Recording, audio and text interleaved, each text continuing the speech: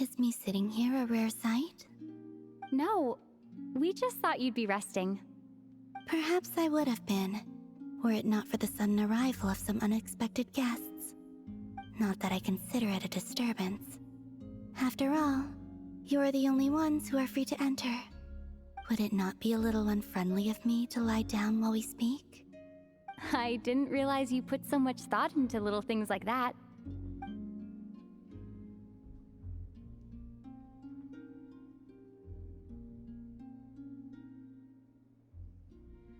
Only sometimes. There have been moments lately where I think about you and your companions. They are warm, mysterious, and cozy memories. Very few of my past memories are anything like that. They say that travelers return home bearing bags full of souvenirs. But my luggage was empty, and I believed it would stay that way. Return home? So, you're still planning on returning to the moon? Yes. This planet continues to reject me, reminding me that I do not belong here. If I remain in Teyvat, there will come a day that I disintegrate. And I don't mean reduced to dust, or turned into food for the flowers. I mean, I will cease to exist entirely. Alright then. Well, we're sure gonna miss you. But it sounds like we'll have to say goodbye. How do you intend to return? The moon prayer night is soon to arrive. On that day, the moon will be closest to Teyvat. The Kuvaki in this land will reach its peak at that time. I merely need to grasp the tide, and with relatively little effort. Oh, Paimon gets it! It'll work like a slingshot! You make it sound like she's gonna get blasted up to the moon. If I did that, I suspect I would crash into the false sky. I will be using a much gentler approach. But I do like the analogy. It's fun. You see? She gets Paimon's sense of humor. In the blink of an eye, the time has come to part ways. It does feel that way, doesn't it? Time seems to fly fastest when you are enjoying it. I have always thought of myself as a wanderer on this earth, and it has never expressed any desire to keep me here. Yet, just as I plan to depart, it tugs at my arm. Is this a gesture of affection? Or is the world mocking me? Oh. Were you hoping I can answer that? Yes. You are a traveler, so you must have a lot of experience in this area. Then, what I would say is, enjoy the moment. That's right! Don't overthink it! Happiness is happiness and joy is joy! The point is to enjoy it, not analyze it! I see. Then what I would say is, even though I am very tired right now, I am still happy. I can't tell from the tone of your voice. Oh, really? You don't think I sound happy? I'm just kidding. I could tell you were in a good mood today from the moment we saw you. Ah, a joke. Albeit not a funny one. Anyway, I assume you're here about you-know-what. Give me your hand. Actually, it's not that. There's something else we wanted to discuss with you. Oh, then, do you still want to give me your hand? Or not? Sure.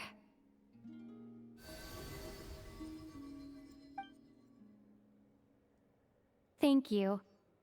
So, I've heard that in the moon prayer nights of the past, people here would hold celebrations in the moon goddess's honor. Since you helped so much in our fight against the Reihir of Solnari, I think you deserve a farewell party before you return home. I haven't asked everyone else for their opinions on this yet, but I'd like to invite you to join the upcoming moon prayer night. I've never joined a moon prayer night before. I'm not sure what I would even do. Oh, don't worry about that! We take care of everything! All you need to do is show up. Of course, there's no need to force it if you're not feeling strong enough. It's just, this kind of felt like a golden opportunity. But they call me Kutar, and the Fatui have an arrest warrant out for me. I shouldn't appear in public right now.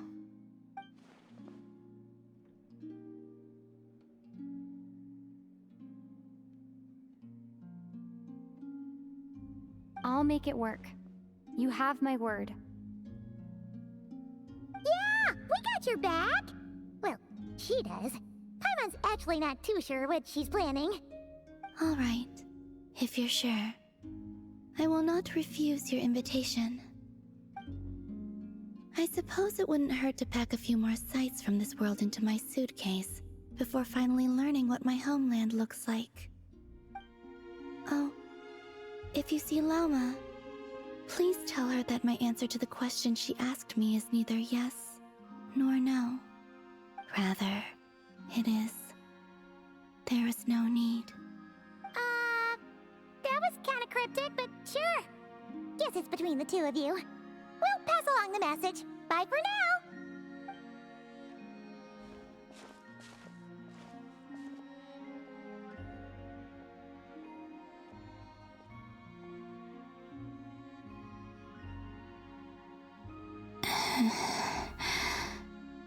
And also, I do not know.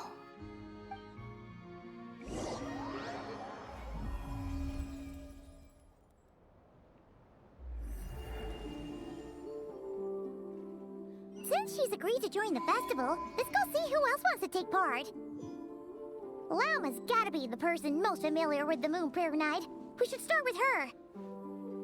Also, what exactly is your plan to keep her safe? Not sure yet. I'll figure something out. What? Are you serious? And Paimon even gave you her vote of confidence back there. When did you become so sneaky?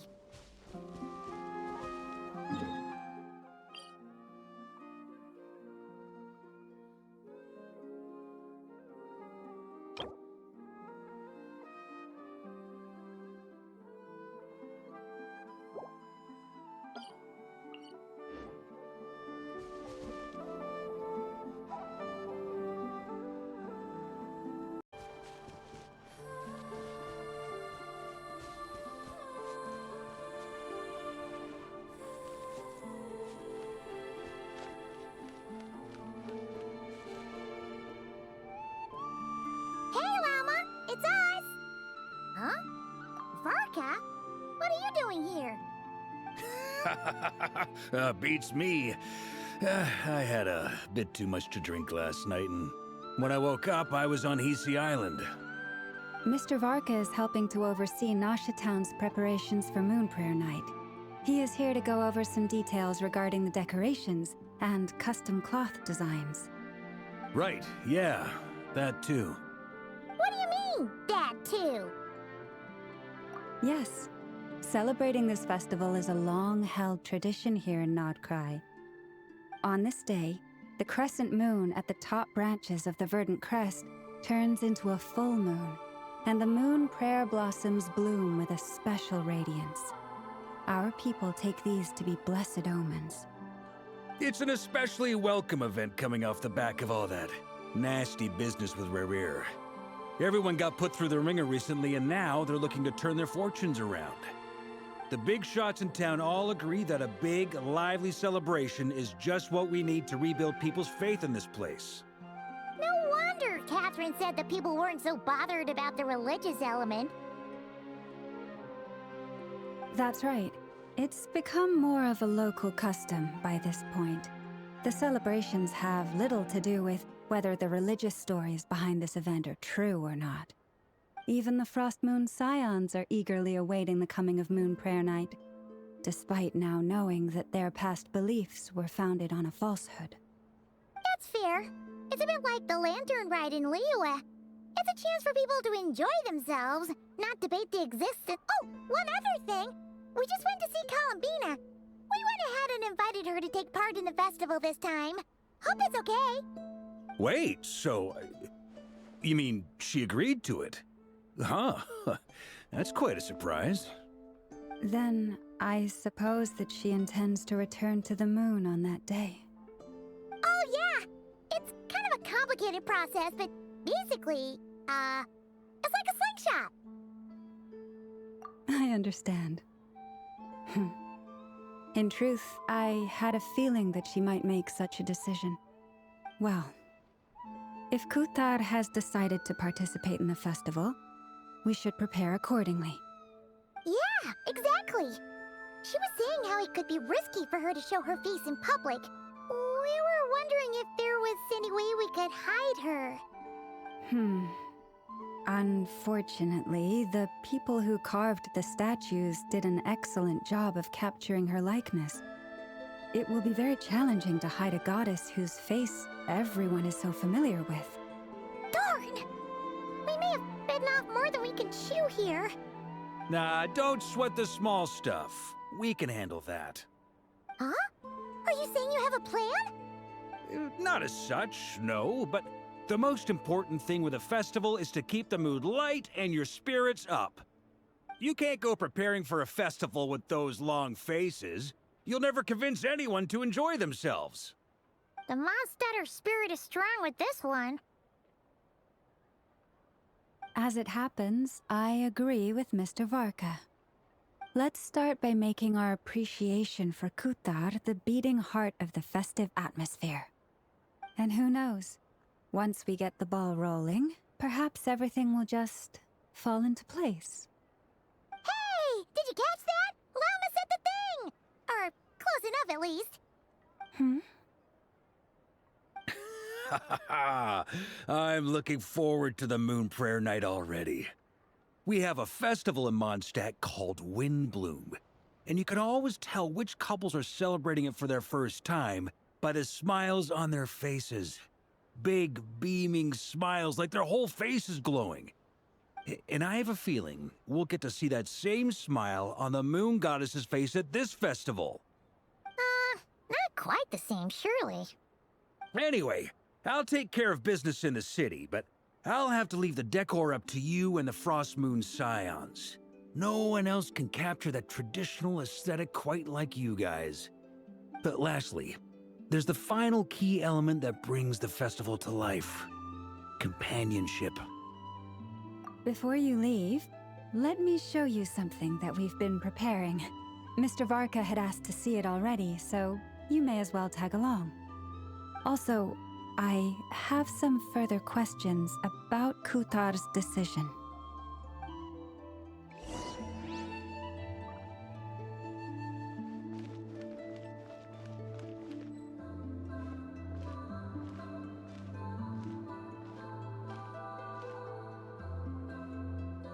Huh! What's this? They sure look like they're having fun. I believe so. Kuhenki seem very skilled at playing drums like these, although I'm not sure where they learned it from. Maybe it's an innate talent? In their eyes, they're probably just playing with toys.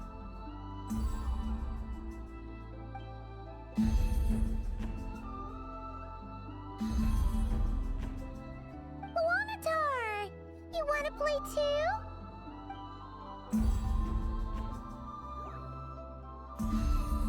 Yeah.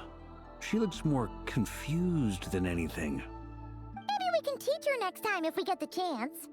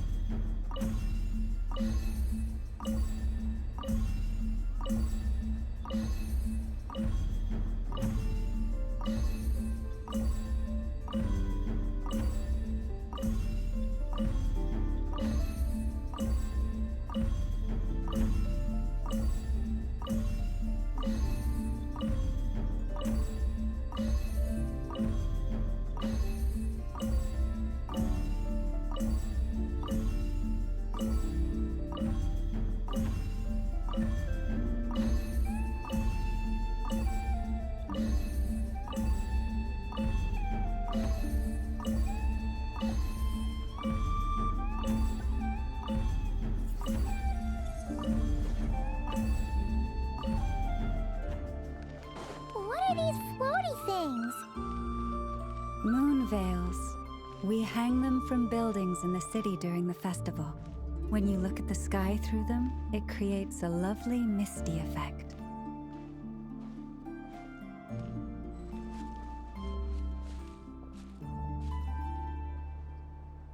Everyone seems hard at work. They are preparing items for Moon Prayer Night. For instance, the sculpture being made over here, Mr. Varka and I were just finalizing the details of where it will be placed. Ah, there she is. I didn't know the finished article would be so large. Not to worry, though. All the necessary arrangements have been made. Just let me know once it's ready, and I'll get some people to ship it over. You have my thanks. And over here, we are preparing a very traditional confection. Oh, look at all these colors! It looks great! Can Paimon try one? Of course. I have a feeling you'll like it a lot. You bet!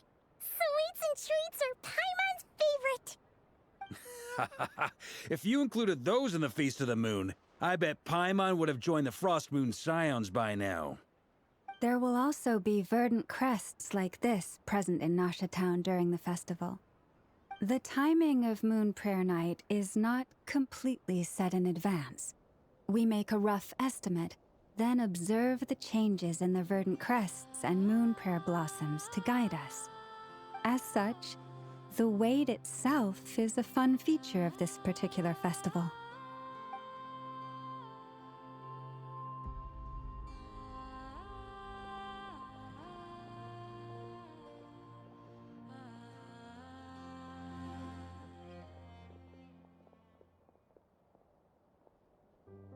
Let's talk here. To tell the truth, I am very surprised to hear that Kutar is willing to participate in the festival. I once asked her if she'd be willing to stay with the Frost Moon Scions. I could introduce her to everyone, and we could be a family to one another. She did not answer, but she has not appeared here since. I took this to mean her answer was no, but if that were the case, she would not have accepted this invitation. Ah. I see. Maybe she is right. Maybe the Frost Moon Scions of today no longer need a moon goddess. But my wish was not for her to come here and be worshipped as a deity. I simply wanted to offer her a place to stay.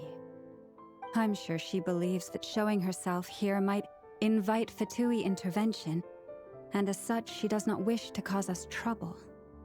But what really pains me about all this is that this is her birthplace. She ought to belong here, yet no one has been able to grant her shelter. I think I'm qualified to weigh in here. When someone's about to depart on a long trip, what they need is blessings, not burdens. We should wish her the best, not make the journey harder than it already is. Anyway, she's agreed to attend, hasn't she? All we need to do is simply respect her decision. I see your point. Yes, she will soon depart after all. Our job is to leave her with some happy memories. Besides, who's to say her journey to the moon is a one-way trip? It's not like she can't come back and visit if she wants, right? Paimon agrees wholeheartedly. Festivals are all about having fun, so let's keep it simple. All right, I'm gonna head back to Nasha Town soon. Wanna come with? I'm guessing you have some other folks to visit there. Sure thing, let's go! Bye for now, Wilma! Thank you all. Goodbye.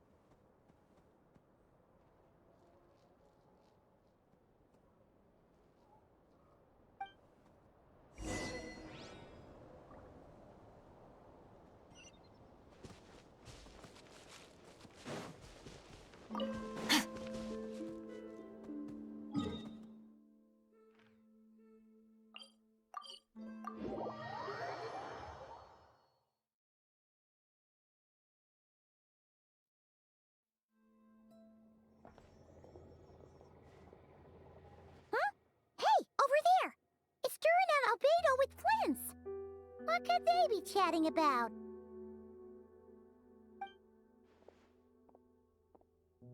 Your guess is as good as mine.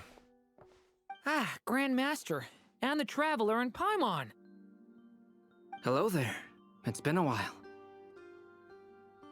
Perfect. We have some new volunteers for our investigation. Wait, let me guess. The righteous Lightkeepers are finally ready to hunt down the Abyssal Dragon? Haha. Yes, that too. Yeah, right. Oh, wait. Why does everyone keep saying that too? Well, to be precise, the facts match, but not the causality. Wait, so I guessed right? Half right. Don't act so impressed with yourself. Maybe I can explain. We ran into Mr. Flint's north of Nasha Town. At that time, we just noticed a few abyssal creatures out in the wild, but the strange thing was, I didn't detect any traces of abyssal energy on them at all. On closer inspection, we realized that they were not real monsters, but something akin to reflections in the water, or perhaps a mirage. Huh? What do you mean? Like, you could see them but not touch them? Exactly. It was very peculiar. They roared and tried to attack us, but we could not make any physical contact with them. I think I've heard of things like that happening in Nodcry before, but I don't know much about it. Yes, it's a known phenomenon. Mirage-like illusions tend to appear in Nodcry in the run-up to Moonprayer Night.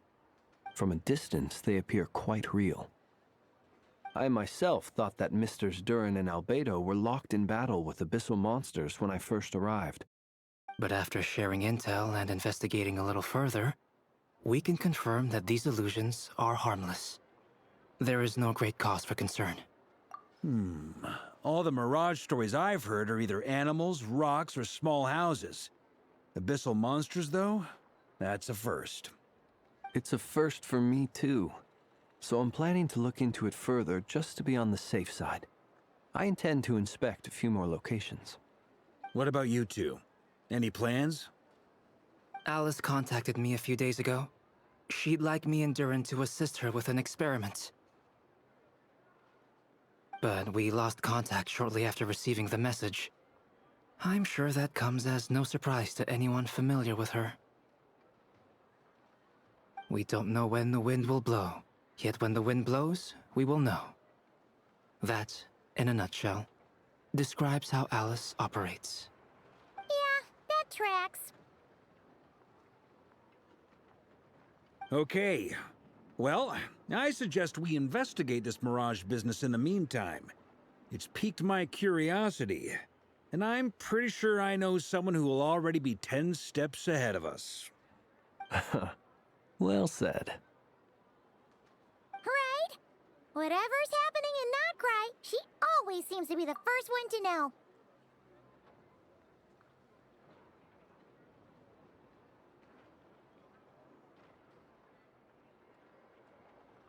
Let's go see what she knows. We can invite her and her staff to the festival while we're at it.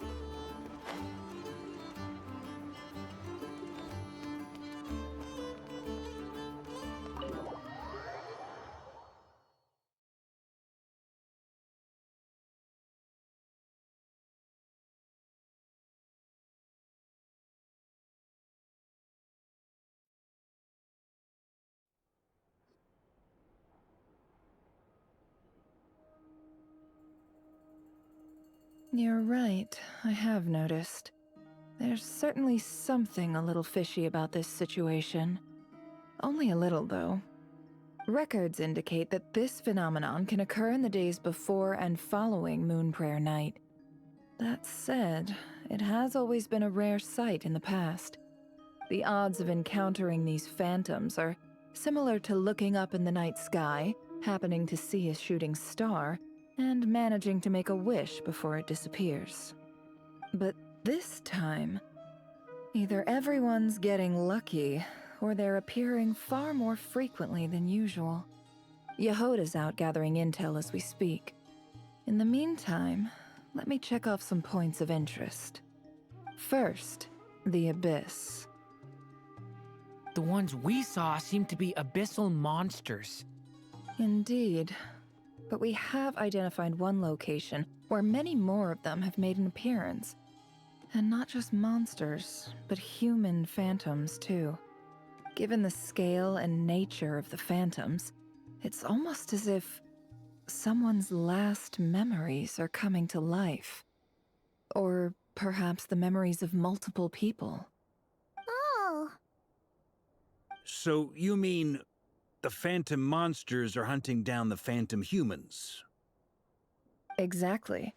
The phantoms can interact with each other, but we have no means of intervening. In addition, some of the human phantoms would seem to be from the very distant past. This is clear both from the clothing they wear and the stories they tell. They claim to be from Hyperborea, a name which I've heard from Lauma before. If this is true, it means they must be from 6,000 years ago. Did Paimon hear that right? 6,000 years? It sounds like this merits further exploration. That'd be a big help. I'll leave it with you, Albedo. My knowledge of ancient history is non-existent. I used to doze off every time the pre-Knights of Favonius era came up in class. It's quite a miracle that you were able to understand these phantoms' speech, given how long ago they lived. I suppose you're right. But I'll leave the archaeologists to ruminate over that conundrum. As an intelligence broker, my sole interest is in the value of the information I gather. Which, in this case, hopefully means earning myself some good favor with our dear Lady Moonchanter.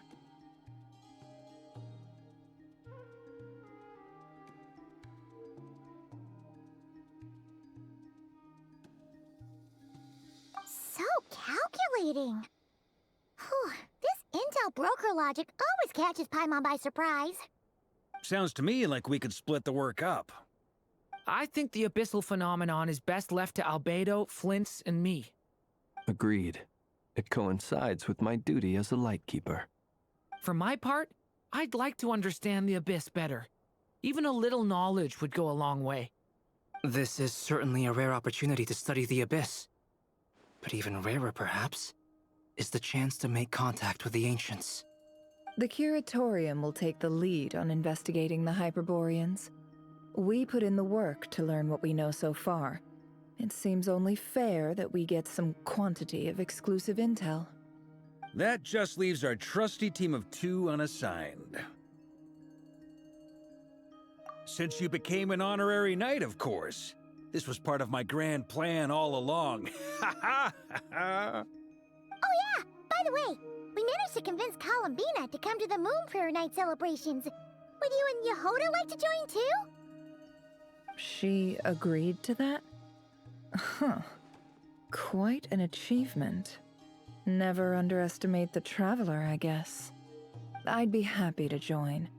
No point shutting myself inside when the streets are all decked out. I doubt any clients will be visiting during the festival in any case. And Yehoda loves a party, so I'm sure she'll jump at the opportunity. No. No. No. No. No. No. No. No. No. No. Way to contradict me in front of... Wait. No, that's not what I have bad news, boss. So many people. All right, everyone inside, quick.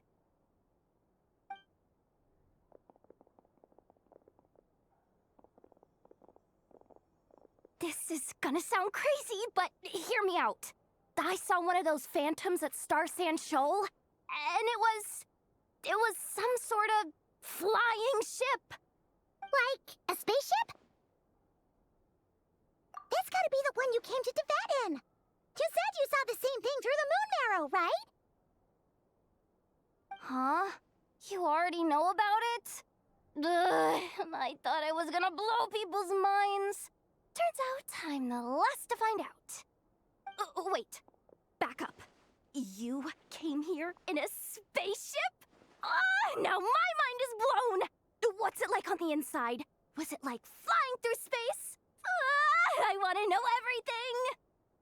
Yep, exactly. Huge discovery. You're the best, second best intel broker in the world. After your boss, of course. Wow. Really? Well, I don't know if I'm all that, but... I guess that decides where we're heading next. Come on, don't look at me like that. I know the spaceship doesn't have anything to do with me, but you don't want to leave me as the only one twiddling my thumbs, do you? Please? Fair enough. You can tag along. In that case, let's meet back here to discuss our findings once we're done. I wish everyone a productive investigation. You too.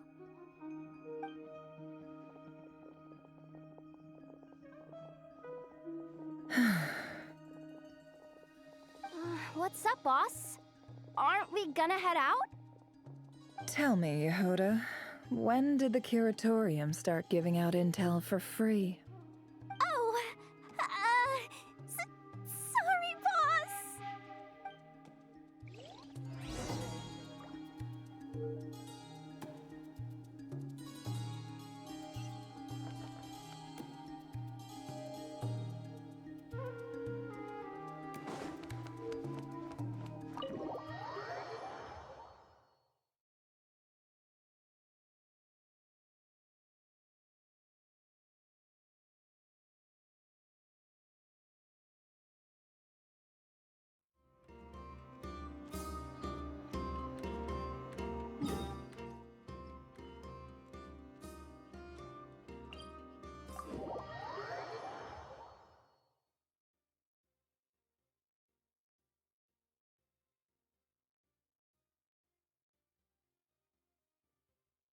The abyss is like the world's shadow. It's always there, and it will never perish.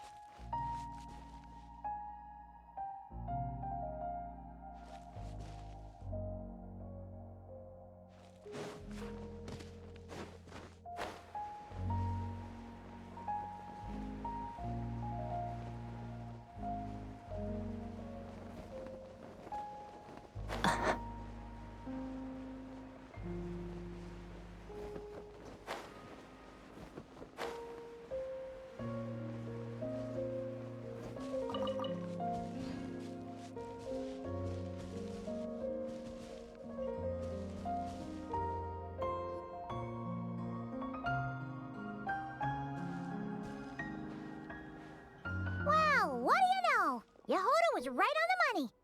This phantom really is your spaceship. But that's so weird. Why would it show up here? Is it some kind of projection? Or a ghost? Like, maybe it no longer exists. But somehow... Ah, you're already here. Miss Lauma, what a surprise. I thought you were busy with festival preparations.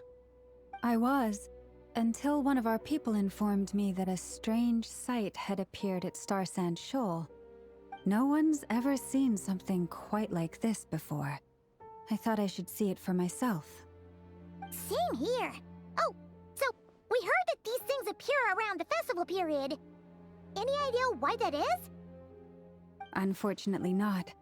We have very limited information about them, since they can't be interacted with. And no human phantoms have ever made an appearance before now. The most we've been able to deduce is that these sightings appear to be connected to the increase in Kuvaki energy around this time. Yeah, seems like that's all we can do. This is all so confusing. Allow me to lend you a hand.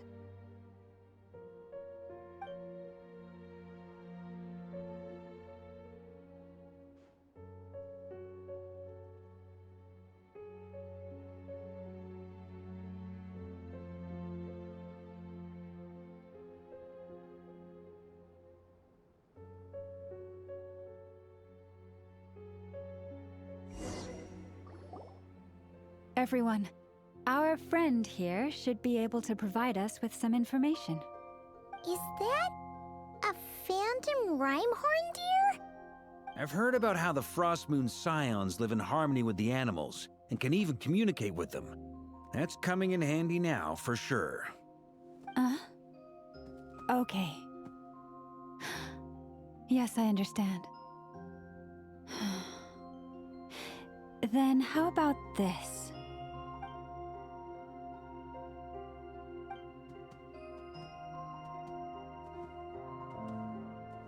Oh, it's leaving. It appears to share our curiosity about this giant spaceship, so I asked it if it wouldn't mind investigating along with some friends. In return, I told it about some nearby spots where the wild fruit grows abundantly. We may live in a different era from these phantoms, but I trust that the terrain, climate, and ecology here are more resistant to the effects of time than some things are. Let's give them a moment and hope for the best.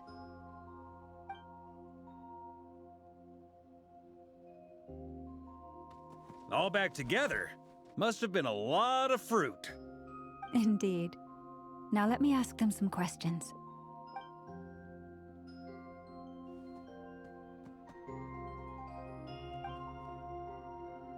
It did find a lot of wild fruit, enough for them to feast for a long while. This puffin circled in the air several times, but didn't spot anything out of the ordinary. Certainly nothing to do with the spaceship. Huh. Well, it definitely makes sense to get a bird's eye view. Indeed. Other than that, I was also thinking that the world these phantoms see is also different from ours. Oh, I get what you mean. The wild fruit exist in both times and spaces, but there might also be things that only exist in that space-time, which we can't see. Good point. Great thinking, Lauma. Blunthorn rhinos can use kuvaki to shift great rocks, but this one says it couldn't get that ship to budge by even an inch. The sniffer mole tried too, but despite being a skilled digger, it could not get through. They say that the spaceship looks robust and undamaged. It seems completely impervious to any and all attacks. Whatever lies within is well defended from harm. So, just like us humans, there was nothing they could do about this spaceship either. Yes, still, they deserve our thanks. We are grateful for all your efforts, dear friends. Now go, and enjoy your feast. I've noticed some other human phantoms gathered nearby. Come on, let's go talk to them.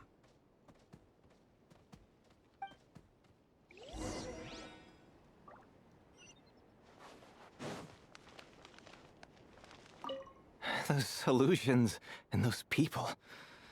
It's all a little creepy, don't you think? Nah, all part of the festive atmosphere.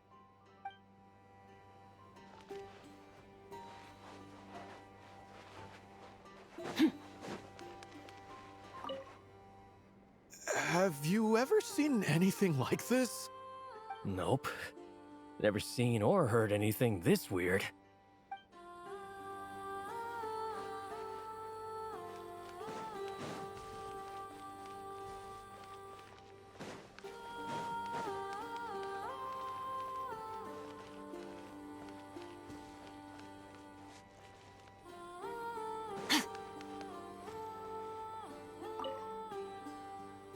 What is this thing? I've never seen it move, and there's no way to get inside. Goodness knows. My grandpa says it's been sitting here at least since his grandpa was still alive. What about his grandpa? Did he say anything to your grandpa's grandpa about it? Huh? I don't know. In all likelihood, it was here back then, too. Hard to imagine something this huge could move. Guess that means that as far as they're concerned, this ship's been around a long time.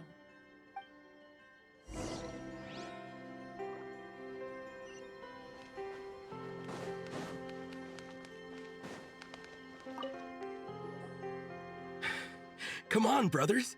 If we can get even a small chunk off of this thing, it's gotta be worth a fortune. Today is the day we strike it rich. Huh? You mean Paimon? Yes, brother, I shall join you. Let's make our fortune.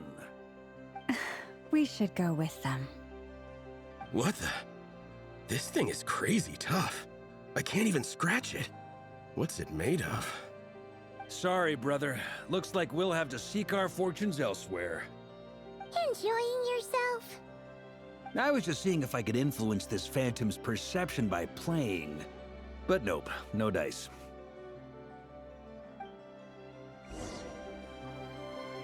I'm sure we're all starting to build up an idea of what's going on here now that we've spoken to some of the people. These phantoms are reenacting real historical events in Nodcry. It's almost like we're in some kind of interactive stage play. We can talk to the actors, but the plot is fixed, and we can't influence it. It makes sense. History is set in stone. The objective facts of the past cannot be changed. Paimon totally thought you were just goofing around earlier. But actually, you were doing some serious investigating. Of course I was. Anyway, at this point, I think we're forced to conclude that although the Phantom spaceship is right there in front of us, we aren't going to learn much about it from these people.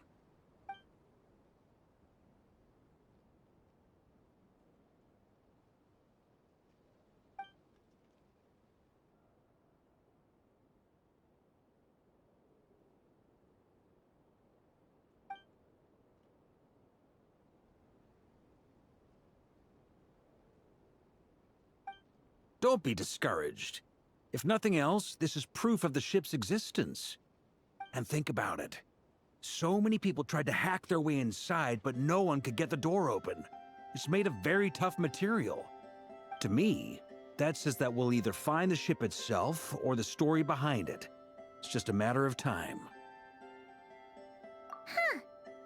Every now and then, when Varka gets serious, he actually does seem like Grandmaster material for once. I wonder how the others are doing. Let's head back for now. Sounds good. Also, drinks are on me if Team Knights of Favonius is the first to finish. Wait, we have a team name now? Am I in Team Knights of Favonius as well? You're very welcome to join. We've even got a cathedral ready for you. Isn't that technically blasphemy? You wouldn't dare make a joke like that if Barbados was in earshot. Nah, I'm sure Barbados doesn't mind a little harmless blasphemy once in a while.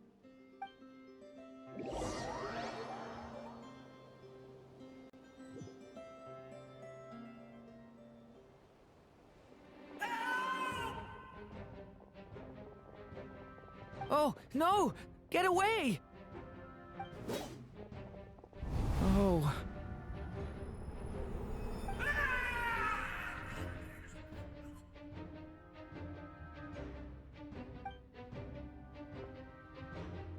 I know it's hard to stomach, Mr. Duran. But as I'm sure you've noticed, there is nothing we can do to intervene in that which unfolds before us. But we have to at least try. And try you have. But are you aware of how many unsuccessful attempts you've made now? I wasn't keeping count. I'm afraid this is the 39th failure so far. Or the 5th if we're only counting this particular victim. There are no indications that these phantoms may be altered in any way.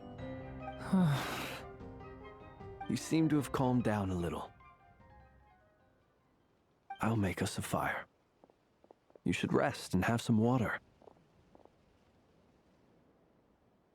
Feeling any better now, Mr. Duran? May I ask a few questions? Be my guest. What exactly are we witnessing here? What happened to those people? My guess would be that we are seeing Nodcry during the Conrian Cataclysm. Would that be accurate? Conria. That is correct. As you know, once the Abyss senses even the tiniest crack, it floods in and spreads like wildfire. There was a time in the distant past when it permeated all of Nodcry, causing immeasurable harm. The people paid a terrible price to heal this land. Then, 500 years ago, the whole of Teyvat suffered an abyssal disaster. Once more, Nodcry was dealt a devastating blow. I see. In the face of the abyssal onslaught, all were like grains of sand tossed around by a tidal wave. Be they human, fae, or god. The moment you witnessed is but one drop in a whole ocean of catastrophe. All right. I guess that answers my second question, too. I wanted to know why there's nothing I could do to help them, and that's because what we are seeing is history. That would be my guess as well.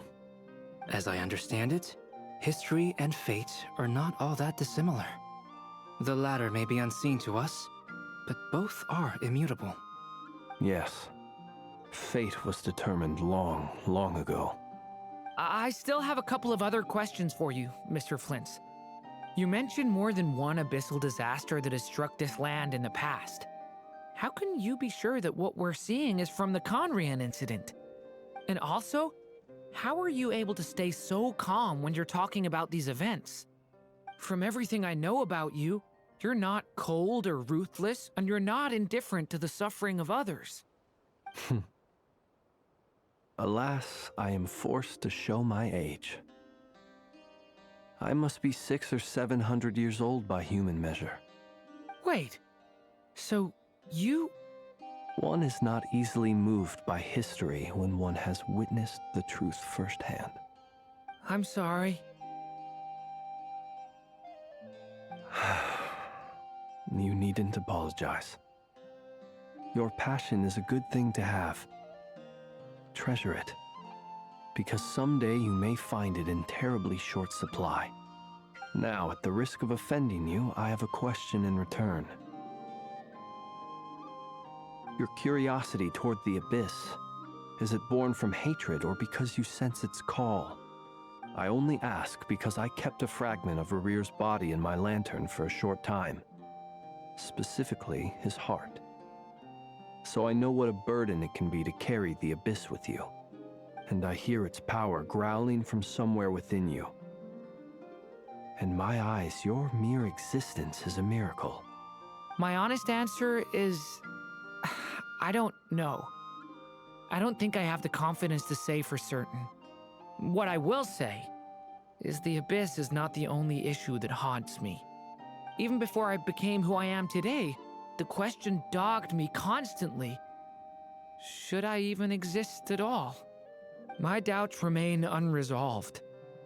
But when we fought Rarir, something became a little clearer to me.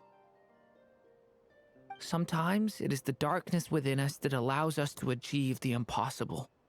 I certainly got the sense from your 39 attempts that you were trying to achieve the impossible. It sounds like you've resolved to see the truth for yourself. Absolutely. In that sense, he and I are quite similar. Then I wish you every success. I look forward to the day of your transcension. Well, if everyone's caught their breath, I suppose we should head back. Oh, and one last thing. I'd appreciate if you kept our discussion about history a secret.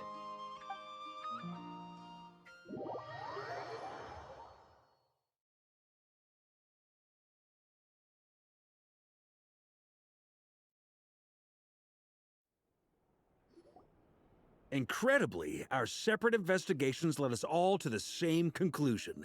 Hooray for consensus! Yeah, but we barely learned anything, though. I totally thought this would be the mother lode. talking with the ancients? I mean, come on! But nope, all we got was useless snippets of conversation.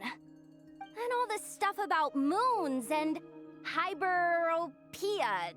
What a load of baloney. Seems like people back then had a few screws loose. I understand your frustration. We found the same issue.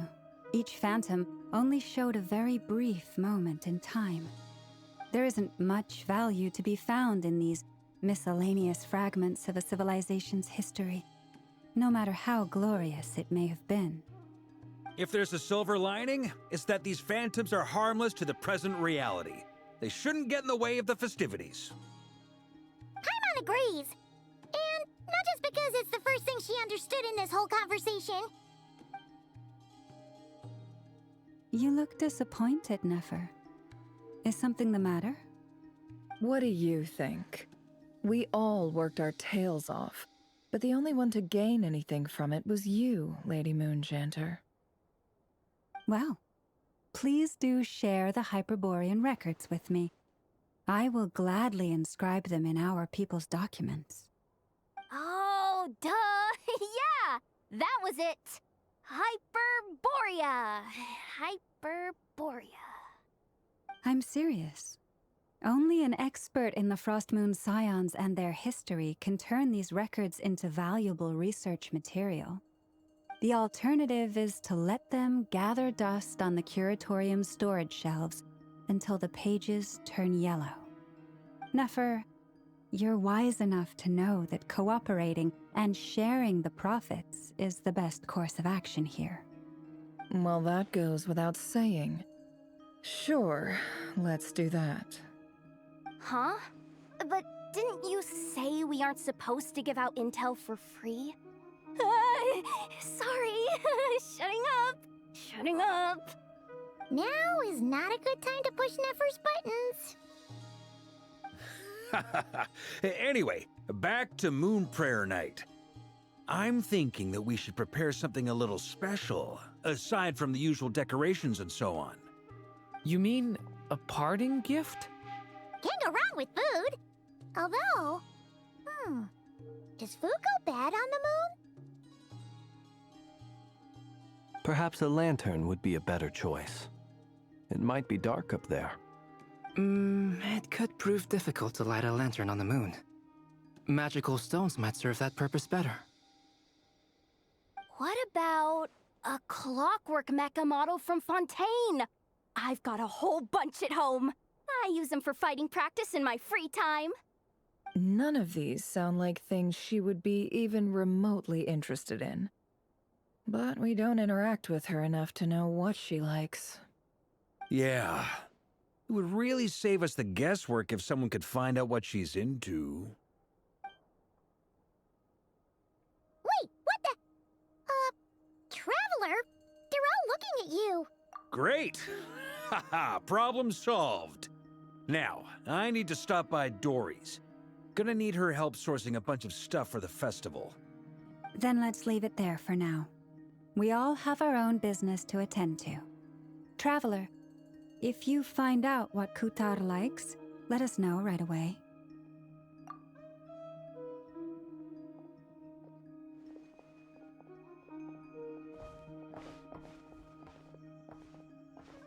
Is something the matter? I'm fine. It's just... I'm still feeling a little rattled after witnessing the horrors of the Abyss. But it's okay. This is something I have to work through. I'll be all right. Thanks for your concern. Well, don't put too much pressure on yourself. If you ever feel like something's wrong, physically or mentally, we're here to talk. Come on. Stop treating me like a kid.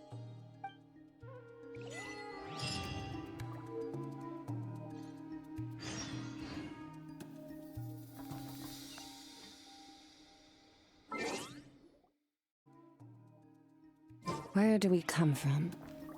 And where are we going? Which is why we need a lantern guaranteed to work on the moon. Yes, I have a few ideas, but the lantern itself is the easy part. The real issue is how little we know about the lunar environment. Wait, You two are serious about this? Let's just say I'm intrigued by these shining magical stones that Mr. Albedo has mentioned.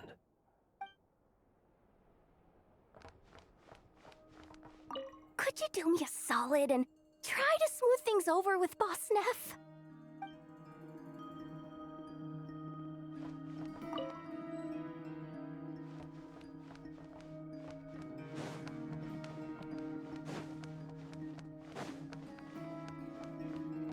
Miss Lauma, would you accompany me into town? I think it'd be best if you saw the Frost Moon Scion's decorations for yourself. Very well. Let's go.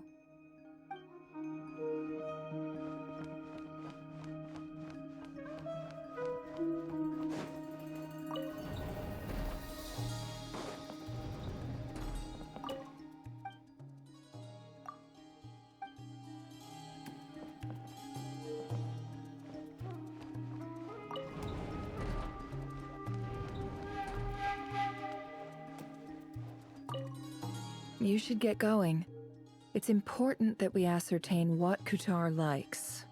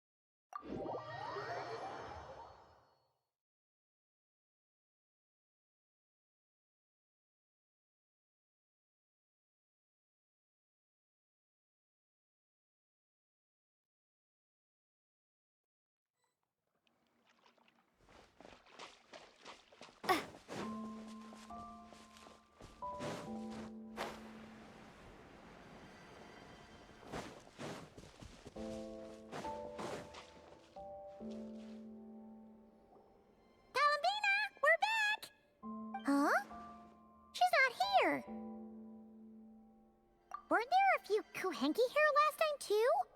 Where did they all go? Walkies? For Kuhenki?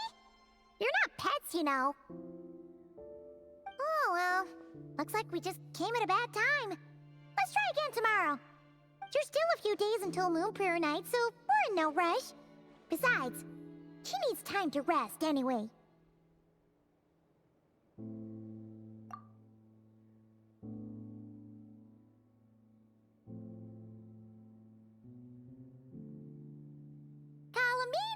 Are you back yet? Oh, how strange. Looks like she still isn't here. Right? It's not like her to spend so much time outside, especially since she's worried about attracting unwanted attention. What about Luonatar? Luonatar, you there? Hey! Do you know where Kalambina went? Sorry, didn't understand. But if you know where she is, could you take us to her? Yeah, that's even stranger. What about him? Oh, that's not good news. They change color when Kalambina gets weaker, right? And they look super pale right now. Good idea. She might know what's happening.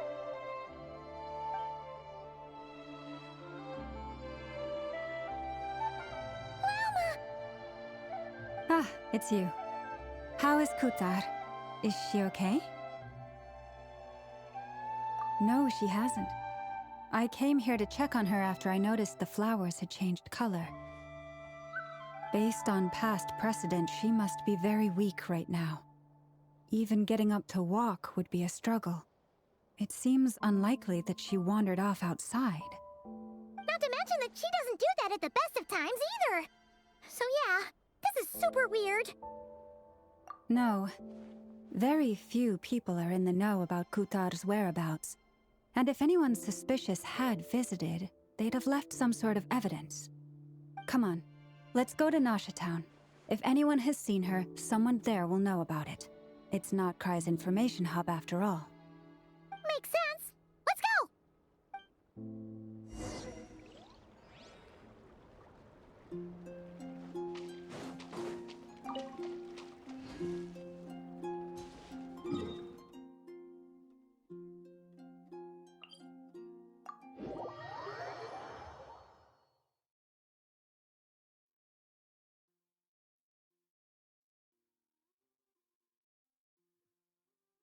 Nice. I like the rain.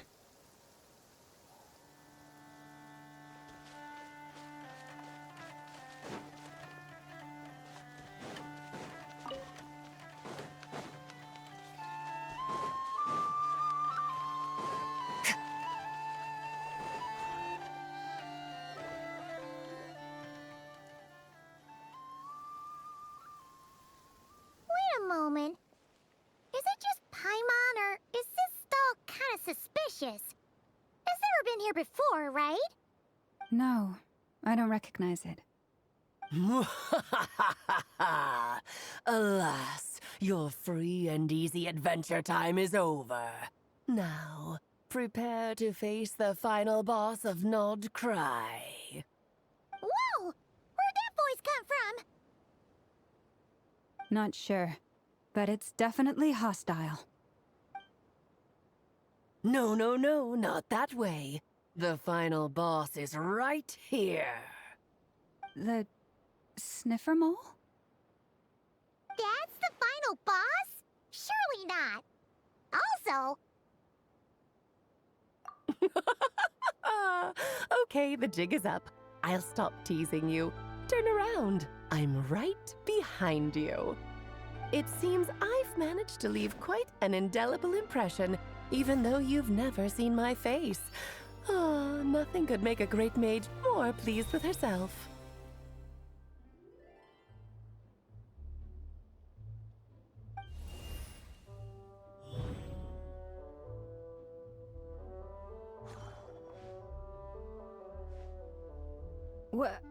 What is going on?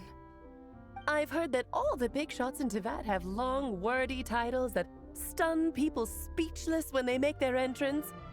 Unfortunately, none of them are affiliated with the Hexenzirkel, and we ourselves keep a very low profile. The notorious name-dropping doesn't quite work for us. Still, I, for one, think I'm really quite amazing. So that didn't stop me from coming up with a title anyway. Alice! It's really you this time? Not a lantern or a Dodoko, but Alice in the flesh? Oh, that's right. So, what do you think? How does it feel to finally meet me? You look like... What is that supposed to mean, I'm the mother of Klee, Teyvat's #1 cutie. How old could I possibly be? So she's a friend of yours? Kind of. This is actually the first time we've seen her in person. I see. Madam Mage, that was, quite a powerful entrance. I certainly won't be forgetting it anytime soon. It's okay, Lauma, don't force it. Paimon will do the honors. This is Alice from the Hexenzirkel. She's a friend of ours, and of Arcus, too. That's right. She's a good person, just kinda... unpredictable. Well, what is the human heart if not unpredictable, If we could not do as we please, how would we differ from machines? I am Lauma, Moon Chanter of the Frost Moon Scions. It is a pleasure to meet you. Oh, I know. Before you got here, I spent a good, 15 minutes getting up to speed on Nodcry's present situation. In other words, I've read the whole in the last episode part, so we can skip the pleasantries. Fair enough. Well, Miss Alice, I can already tell that you have quite a unique personality. He'll get used to it. Paimon sure is. So anyway, what are you doing in Nodcry, Alice? Oh, I thought I told you already. This time, I'm the final boss. And what a formidable foe I shall be. Powerful, confident, decisive, and good luck finding my weak spot. You will never succeed. Oh, drat! My one weakness, and you found it in an instant. Fate has been dealt a devastating blow. Thus falls the great Dodo King. Why are you playing along with this nonsense? For funsies, of course. What's wrong, Paimon? Are you disappointed in me? Am I a gigantic letdown? No, it's just... You seem like a busy lady. And this is the one time you've shown up in person. Paimon figured it would be for something more high stakes than just goofing around. You're quite right. I'm here in Not Cry because something big happened. Something big enough it caught the attention of the Hexen Circle. It concerns the 3 moons, Tevat's borders, and of course, the moon goddess you are currently searching for.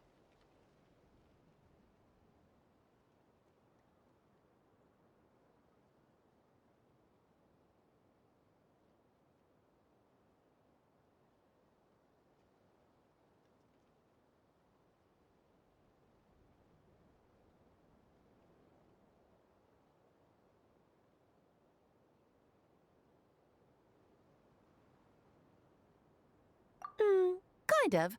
Why don't we discuss this over a pot of tea? My main reason for coming on this trip to Tevat was, of course, to have some fun. But I do technically have a job to do as well, namely, maintaining the stability of Tevat's borders. I'll skip over the complicated parts, but to sum it up, abyssal energies are all that lie beyond Tevat's border. We'd find ourselves in a real pickle if they ever made it through. And the phantoms you've been seeing are a sign that the border has been disturbed. No wonder they tend to show up around Moon Prayer Night. Is it because the real moon is now so close to us that its power can cross the border? In part, but only a negligible amount passes through. Just enough to influence the verdant crests and so on. And as you've noticed, there has been an unprecedented number of phantoms appearing this year. The influence of the moon beyond the border cannot explain this. No, there is another far greater factor at play. The trilunar syzygy. A trilunar syzygy. Eons ago, before the heavenly principles came to Tevat, it was the then 3 moon goddesses who controlled the laws of this world. That's exactly it. The 3 goddesses split these powers amongst themselves, promising never to consolidate them into one singular body. This was meant to keep the world stable. But, fast-forwarding to the present, the eternal moon's marrow is with you, while the iridescent moon's marrow, which should never have appeared in this world, has been retrieved. Add that to the presence of a moon goddess in the flesh and... the power of all 3 moons is gathered here in Not Cry. There hasn't been an event like this since the War of Funerary Flame. And it's having a noticeable effect on Tevat's borders. Because I wish to give my darling daughter a peaceful, sunny environment to grow up in. Is that a good enough reason? Kinda sounds like you're dodging the question, but it does make sense. Well, that's one reason anyway, and the most important one. The others are a little complicated to explain. For instance, cleaning up after dearest Miss R. Albedo could tell you more about that if you're curious. But right now, I have a more important question to ask you. Why are you collecting the moon marrows?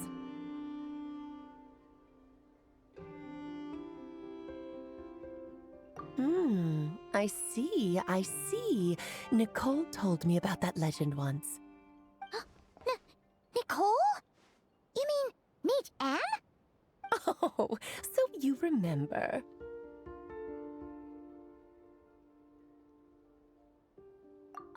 Yes, of course. That was a story about fate, her area of expertise.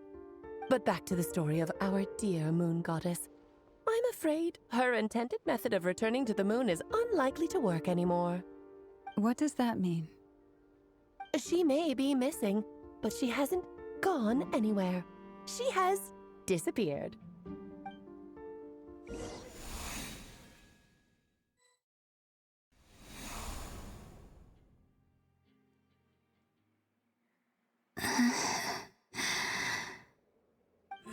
body is so heavy.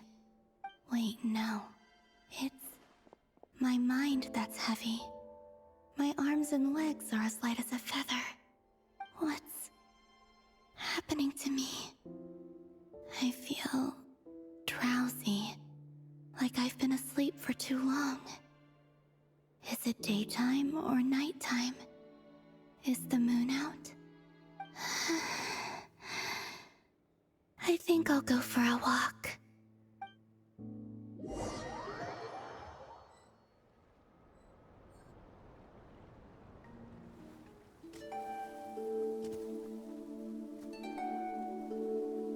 Are you out for a walk too? Huh?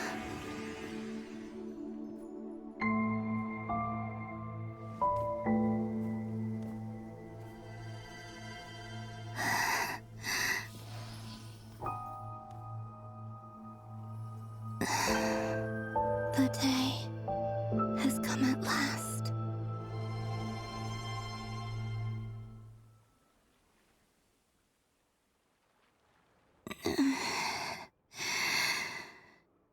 Have I grown so weak that I can't even sustain my physical form? But Moon Prayer Night is nearly here. I was so close to returning home. Death is near. Is this how it ends for me? Will I return to the moon after I disappear? Or... I don't want it to end like this. So far, at least, I still exist. Even if not physically, I can still feel. But as my power wanes, I'm sure that too will fade.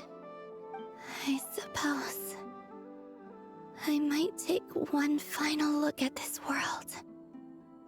The world where I was born.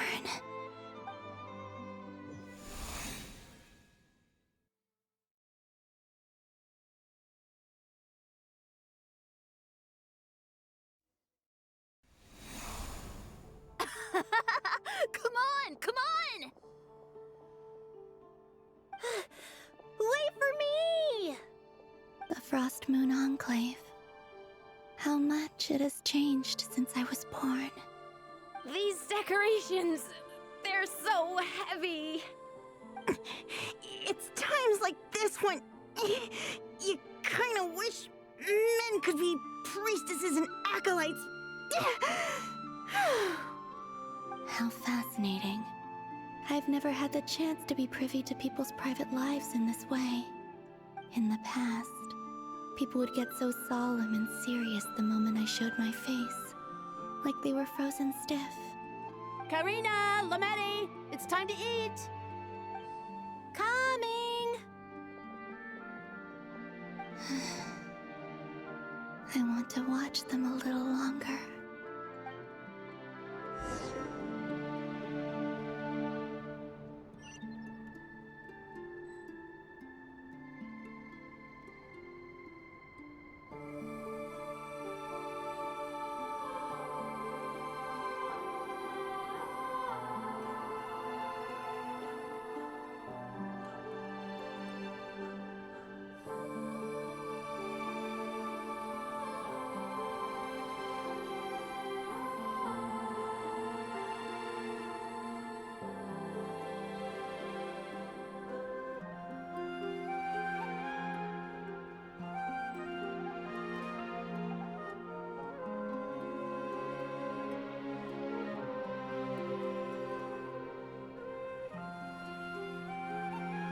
So just fill these balloons with air, right? Yep. Try a couple now to test things out. The rest can wait till Moon Prayer Night. Think fast. Rita! Teasing an acolyte of the Frost Moon Scions? Surely that's a punishable offense. Take this!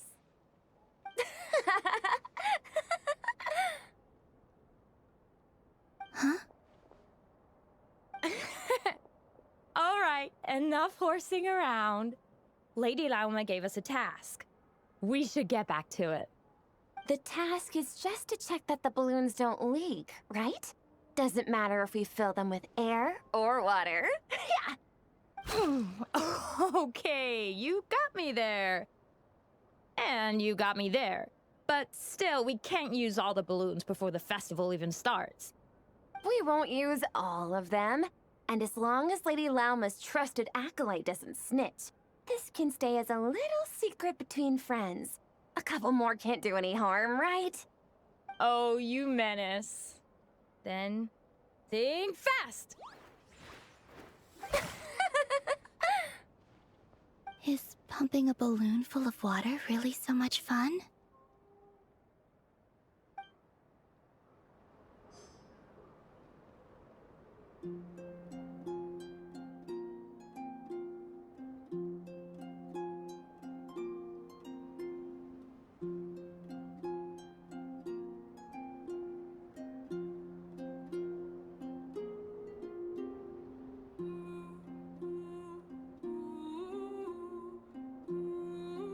I'm sure you're both tired from playing all day. Come on, eat up.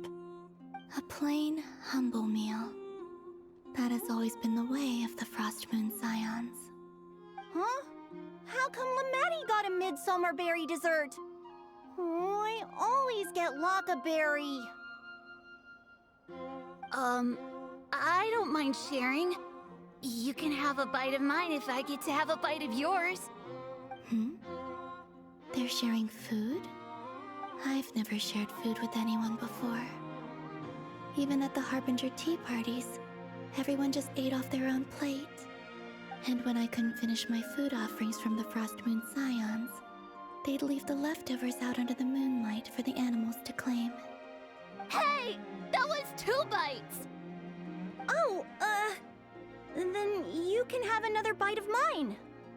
Oh, you too. Oh, don't fret now. Here, have some of Granny's too. So this is what it means to be family.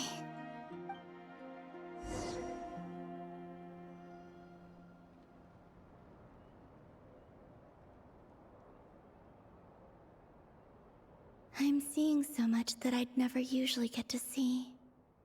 They'd never act like this when I was around. It's nice, being able to just watch people in peace in these final moments. What a rare opportunity.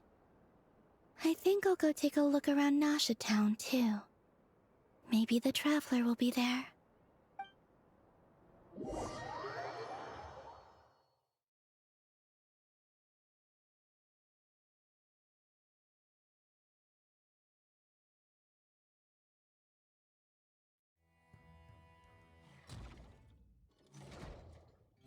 After the War of Funerary Flame, the moon goddesses were no longer recognized by Tevat. They lost the whole foundation for their existence. That's why the moon goddess's strength is fading. She cannot withstand the world's rejection of her.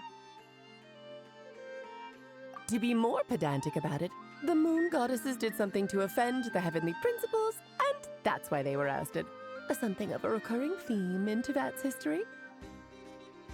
Theoretically, speaking so candidly should put me in their crosshairs too, but they can't tell me what to do. I'll say whatever I want. Anywho, the Moon Marrow energies were but a drop in the bucket for her, and that battle against the Ray Hair of Solnari only weakened her further. Fortunately, it happened close enough to Moon Prayer Night when the Kuvaki concentration here is high. That's the only reason she managed to survive this long. What do you mean, fortunately? You said she disappeared. We're too late. Ugh, what a headache. I thought this was all common knowledge. I guess I have some more explaining to do. Okay, buckle up. It's time for another lecture.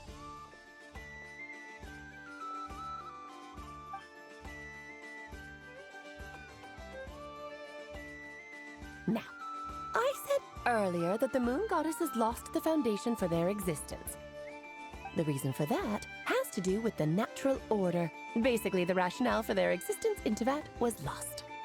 The same logic applies to the present moon goddess too. consider her existence so far. Her comrades in the Fatui called her Damselette. And she was worshipped as Kutar by the Frostmoon Scions. But these connections have now been severed, whether by her hand or yours. So, the rationale that once sustained her existence is now gone.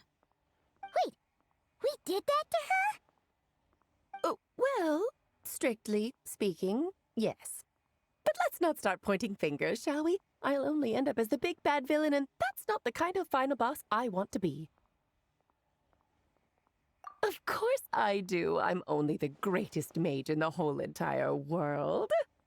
Now, if you wish to find your moon goddess, there are two problems we need to solve. Firstly, we'll need to strengthen the connection between her and Tevat, at least enough to sustain her until Moon Prayer Night. Strengthen her connection? But does that mean I'll have to rally all the Frost Moon faithful behind this? I'm afraid a bygone faith and a former home won't be of any help to her now. Do you know her name? Her name? Oh, yes. Names are very important things. A name is a fundamental concept that anchors one's entire existence. Then your first job is to find it. As a moon goddess, I'm sure she must have a name she identifies with. Neither Columbina nor Kutar is her true name, and she's never really accepted either of them. So, finding out her real name is enough to sustain her existence? Yes, I know it sounds like a small step, but every journey begins that way. So for now, that's all we need to focus on. The second problem is with her plan to use the moon marrows to return to the moon. Unfortunately, piercing through the false sky will take an enormous amount of power. Given her current condition, she won't be able to provide anywhere near enough power, even if she recovers her physical form. But no need to fret. Nicole's the expert in this field, and I'm sure she'll figure something out. Wait, Mage N is going to help us out too? That means we've got 2 Hexencircle mages on the case. This is turning into a pretty big deal. Actually, this is more of a side quest for me. Like you said, I'm a busy lady, so I can't stay for too long. I'll have to return to Tevat's border soon.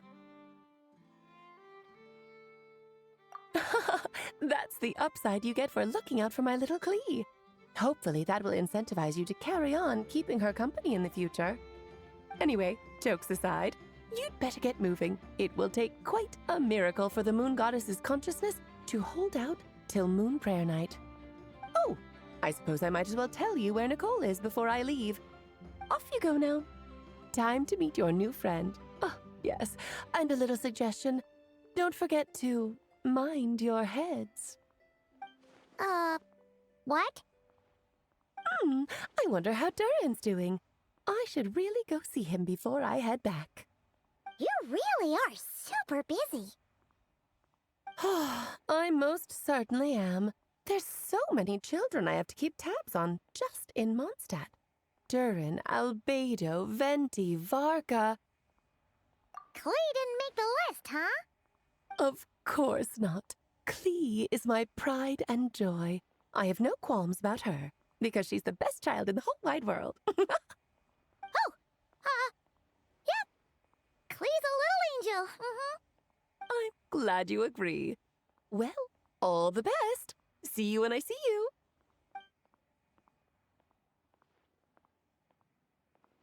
She left in a hurry. Yeah, she didn't pack up her stall. Should we handle it for her? I must say, I'm now very curious about her daughter. Klee, wasn't it? What's she like? That's a long story. Come on, we'll fill you in as we go.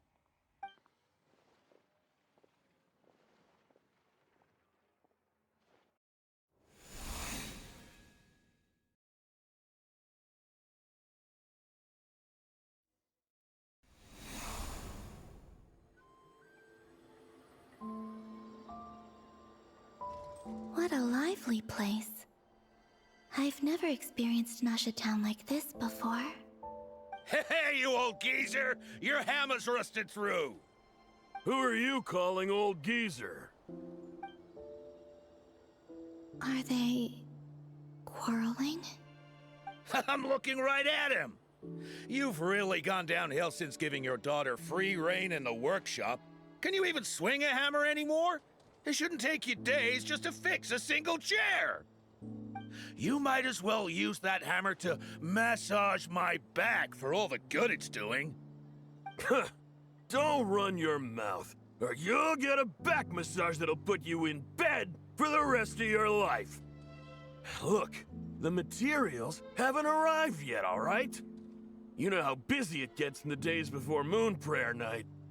I'll bet you send all the materials to your little princess. Blood's always thicker than water, huh? All right, you've made your point, Uncle Koski. As soon as the materials arrive, fixing your chair will be the #1 priority. And Dad, if you've got time to chat, why don't you lend me a hand, See? Lolka knows what the score is. I guess they're friends. But the way they spoke to each other was so ugly.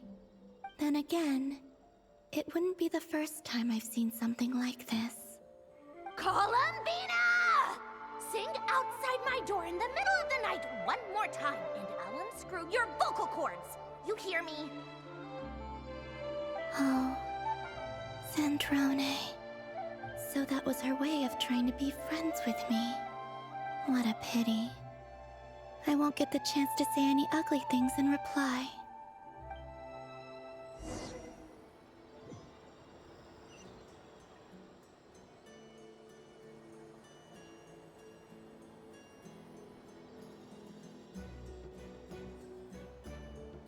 Hey, have you decided what to give her for Moon Prayer Night? I sure have. She's gonna get the surprise of her life when she's least expecting it. Then I'll whip out the ring and pop the question. The surprise of her life. What a fun turn of phrase. Cool, I get the picture. You can spare me the gushy details. Ooh, looks like we have a customer. Hello there, ma'am. Would you like some Moon Prayer Night candy? Huh? Is he talking to me? Can he see me? Here you go.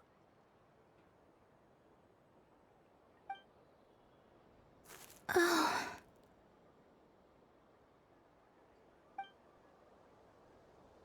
Come back anytime. Right. Now, where were we? I don't know why, but I still held out hope.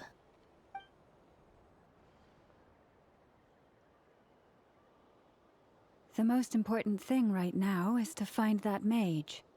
This name thing seems super important too, but where do we even start looking? I'd better go pay the Fatui a visit.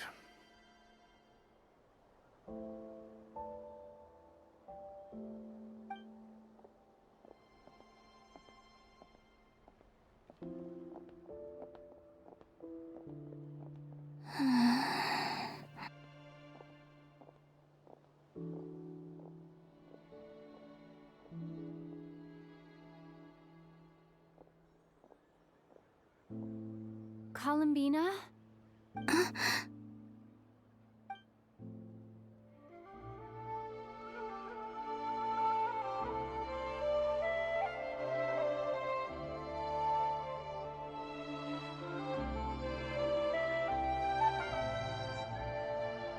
Traveler? Let's go! This is no time to be spacing out!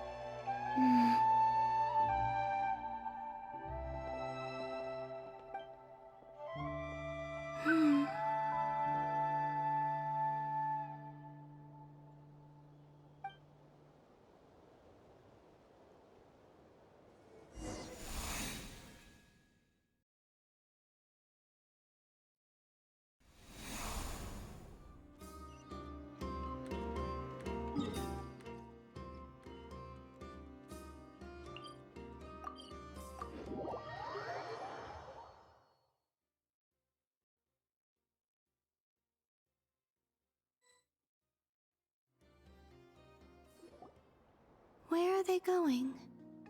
They mentioned a mage and... a name? So, Mr. Varka, are you acquainted with this Nicole?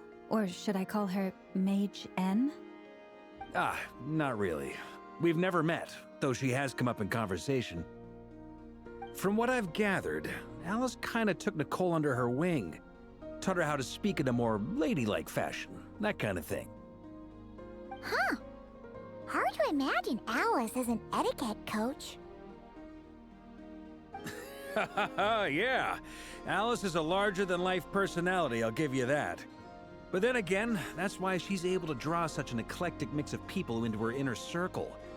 If I remember correctly, being an interesting person is actually one of her main entry requirements. So, if you ever wanted to join the Hexencircle, I'm sure you'd both be eligible to apply. Hey! Don't go around making promises on Alice's behalf! I wouldn't dare. I'm just trying to paint a picture of the Hexencircle for you.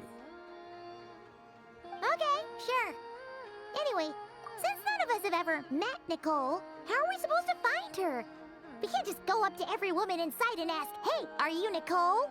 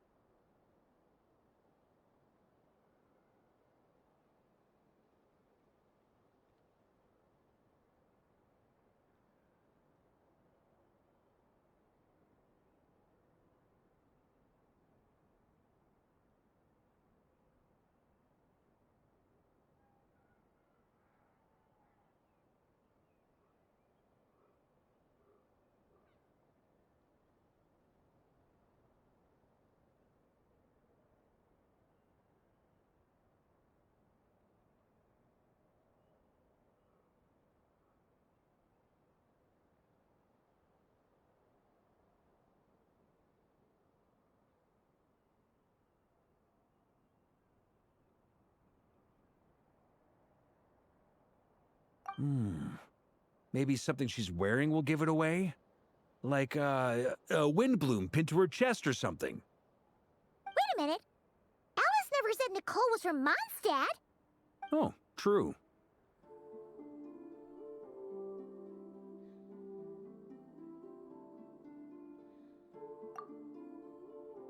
That would be... this young lady, then?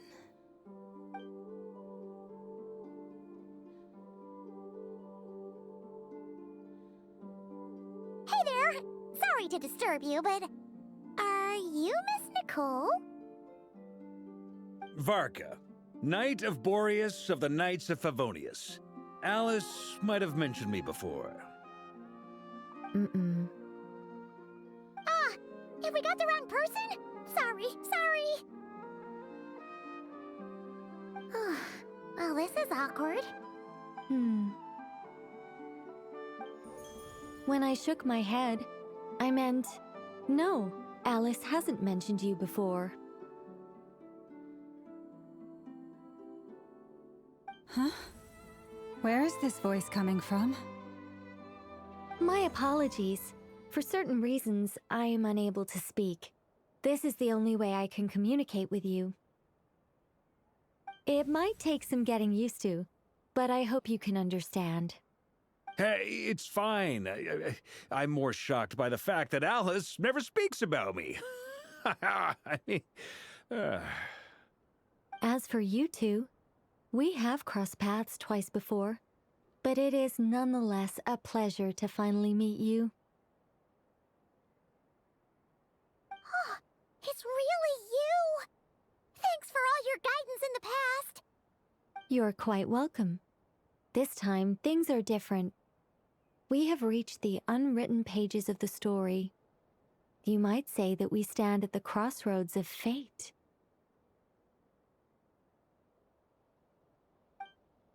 Now then, allow me to formally introduce myself. My name is... No, stop! Alice! I can't believe it! I had a whole speech prepared. I'd agonized over every single word. She always picks the worst moments to ruin other people's plans. I'm so sorry about that. Alice took the liberty of devising some bespoke self-introduction magic for each member of the Hexen Circle. But I could have sworn I deleted all of the triggering conditions for it. How did it bypass everything? Oh gosh, this is so embarrassing. This is a very different side of Nicole than what we're used to. Is she not used to face-to-face interactions? Don't worry about it. We've seen that introduction magic once already, so it wasn't too much of a shock. Please go on, Miss Nicole. We'd love to hear what you have to say, or, well, communicate. Huh? Are they talking to this lady? But... Will you all promise to forget that horrendously embarrassing introduction? Sorry? Embarrassing? When?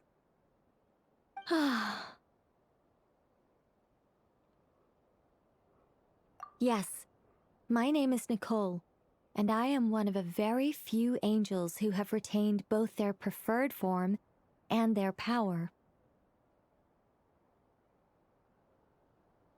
The Traveler and Paimon should be no strangers to this concept. There is another of our kind in Natlan. They call her the Lord of the Night. All right! Paimon remembers her. Yes. Well, I have retained more of my power than she. It's because I don't have a long-term duty to fulfill. To be more specific, no. We'll be here all day if I get into the specifics. Moving on. If I'm not mistaken, you are here because you wish to learn how one might reach the moon beyond the sky. That's right. Is that something you can give us any guidance on? Yes, I do know a way. It began with the Hyperboreans, who lived after the War of Funerary Flame. Blank looks. Maybe I should start with the background of the war. Or maybe not. It shouldn't be an issue. I'll fill in the gaps for you when we have more time. Anyway, after that war ended, the three moons retreated to beyond the false sky. The Hyperboreans were humans I once aided. They accepted the civilization and creations bestowed upon them by the angels. But despite accepting many blessings of the angels, many among them still held on to their faith in the moons. They were reluctant to accept the new order, even after the War of Funerary Flame. They sought to contact the moon goddesses beyond the sky and receive their guidance. But all three had passed away by that point.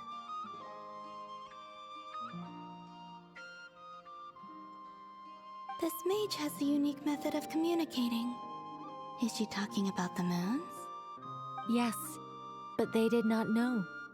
And so, still they prayed for the moon goddess's mercy.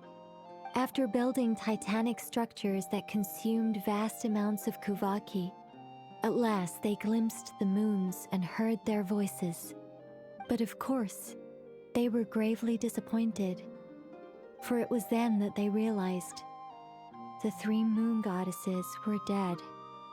Oh, that's such a sad story. It is. Humanity was in a very sorry state at that time. The angels who had once aided them were gone, and the War of Funerary Flames had left them homeless and destitute. Just a second, I gotta ask. How relevant is all this history to the task at hand? Well, I mean, it's...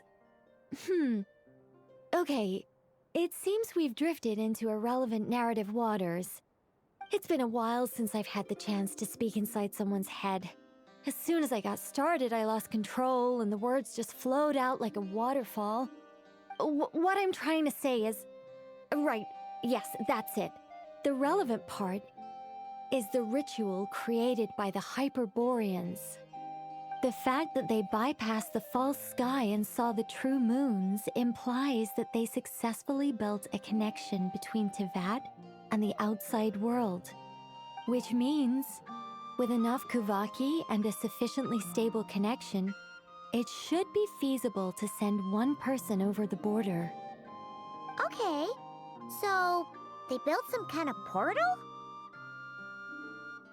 Oh, yes. A portal. Yes. Is something wrong? You sound disappointed. I just didn't expect you to summarize it so well. It turns out I could have said all that in one word, if only I'd managed to think of it. No, please, it's fine. This is invaluable knowledge. I'll be sure to record and preserve everything in writing. Oh, really? Well, in that case, I suppose I could backtrack and add some more detail. I did gloss over a few things so far. Whoa, whoa, whoa, time out. Let's summarize what we've got first. The Hyperboreans were the last ones to use this method, right? So we somehow need to find whatever structure they built and make sure there's enough Kuvaki to power it up. Luckily, we have the moon marrow of both the eternal and iridescent moons, so we're all good for Kuvaki. Which means the key issue we need to focus on is finding the place. Am I right so far? Yes. Although I expect the structure is long gone by now. That said, what if we could take advantage of the phantoms to travel back to a time when it still existed? Well, travel back isn't quite accurate. It's more like we'd be creating a handshake between 2 points in space-time. We wouldn't even have to pick a time when it still existed. It could just be a time when it still appeared in phantom form via projection, or we could project our own phantoms, fold them together at... You look lost. Was that too hard to follow? Yeah, things got a little, technical there. Paimon's brain is reaching capacity. All right.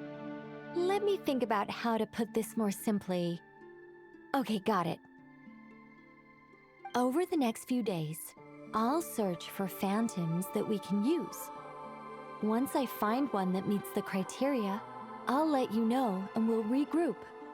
By completing certain rituals, specific individuals will be able to enter the phantom and make it to the Hyperborean structure.